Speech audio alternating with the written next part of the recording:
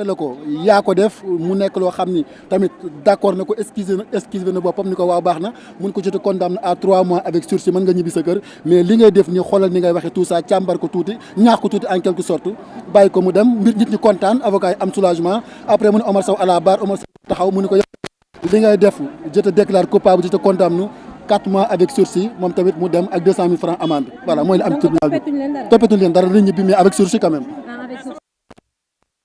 Voilà, on va prendre les avocats. D'accord.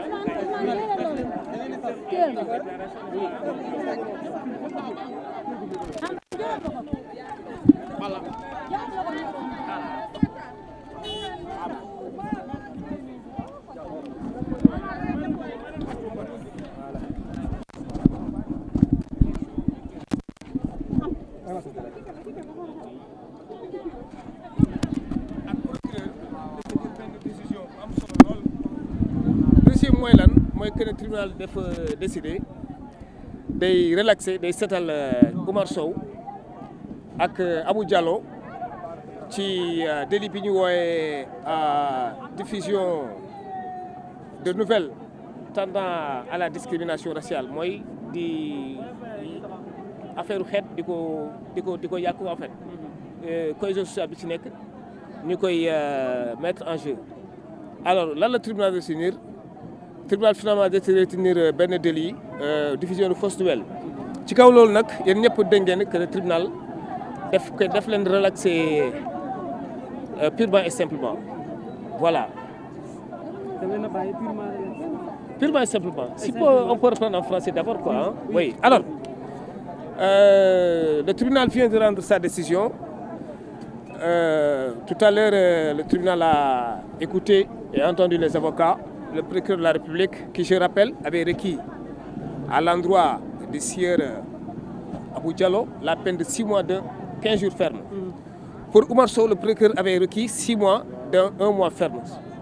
Alors, le tribunal, dans sa décision, a souverainement décidé eh bien, de relaxer les prévenus, Oumar Sow et Abou Diallo, des chefs de diffusion de nouvelles, de propos, d'avoir tenu des propos tendant à faire jeter la discrimination, tendant à la discrimination ethnique. Sur ce, nous avions plaidé la relaxe, bien sûr, et le tribunal nous a suivis sur ce point. Je retiens que le tribunal a fait preuve de sagesse et de sagacité. Le tribunal n'a fait que dire le droit. D'ailleurs, auparavant, au cours de nos plaidoiries, on a alerté l'opinion publique sur le fait qu'en droit, on ne pouvait pas les poursuivre et faire retenir leur culpabilité d'avoir de propos tendant à la discrimination ethnique. Sur ce, donc, le tribunal nous a donné raison. C'est une décision entièrement satisfactoire pour avoir fait droit à toutes nos demandes. Et je pense qu'à partir de ce moment, les sieurs Oumar Sow et Abou Diallo vont rentrer chez eux. Et je dois préciser surtout à l'endroit de ceux qui n'ont pas peut-être compris la portée et le sens de leur déclaration. Je veux dire qu'à la barre, les mêmes prévenus, à savoir Abou Diallo et Oumar Sow, ont eu à repréciser leurs pensées. Ils n'ont pas dit en voulant s'attaquer à une ethnie, non, le sans faux. Ils ont juste dit leurs pensées en réponse à un homme politique.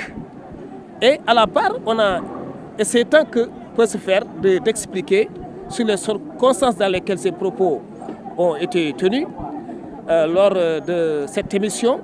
Et on a fait comprendre qu'au Sénégal, il n'y a pas de Wolof, il n'y a pas de Halpulaar, il n'y a pas de Serer, il n'y a que les Sénégalais.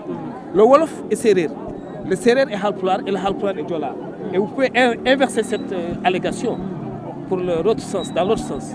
Donc, voyez-vous, finalement, je pense qu'on s'est compris et ils ont eu l'occasion de repréciser leurs pensées et on a eu à mettre l'accent sur le fait qu'ils ont été de bonne foi, de très bonne foi.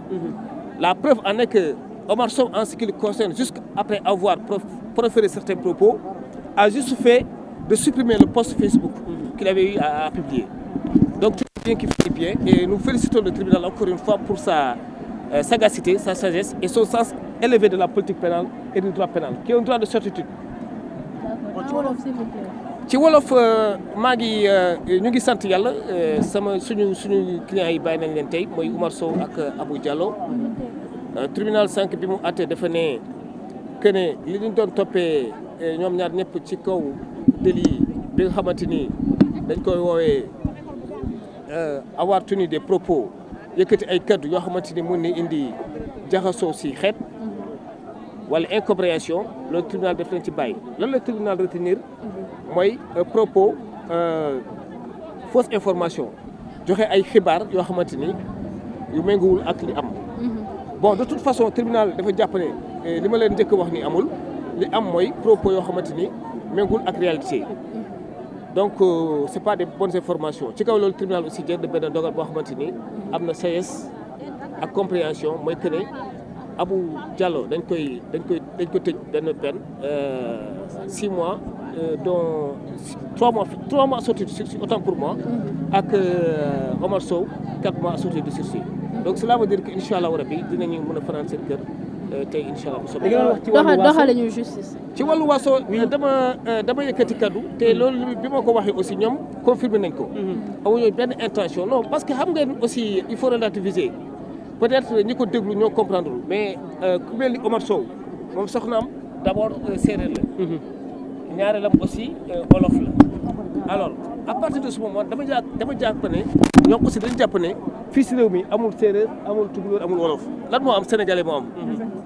pulaar bi mooy wolof bi mooy séeréer bi mooy joolaa bi beneen sens bi aussi mun nga ko waxee noonu donc pour vous dire que incompréhension la rek parce que de toutes les façons d'ailleurs et puis loolu rafetlu nañ ko Omar Sow defe ne bu si génnee encore incha allahu rabi dina dox tànk jàmm woote vraiment juboo ak ñëpp booloo xam ne ñun ñëpp benn lañu Sénégal benn bopp la quoi kenn mënu ko xar ñaar donc loolu ci ëpp solo te loolu aussi dañ koy préciser ci ñëpp duñu nangu aussi ci réew mi loo xamante ni Senghor ak suñu ay ñoo ko forgé mu mën a dem ni comme ça non il faut ñu bañ loolu te je pense que tey ñi assisté woon audience bi comprendre nañ loolu te loolu moo ëpp solo ci dossier bi. alors doxalinu justice ban gis-gis ngeen ci am. pardon. maître doxalinu justice ban gis-gis nga ci am par rapport ak verdict bi. non justice moom xam nga benn baxane la justice lu mu àttee dañu jàpp ñun loolu mooy yoon te jàpp nañ justice Sénégal justice bu am solo la bu indépendante la.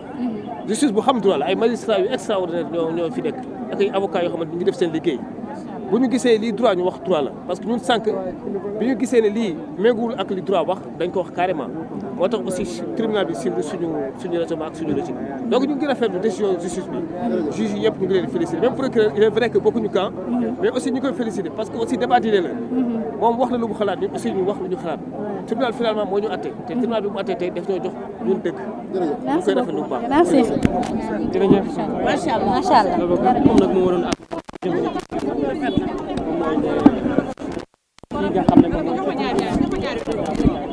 am internet Sen Teranga TV fii ci tribune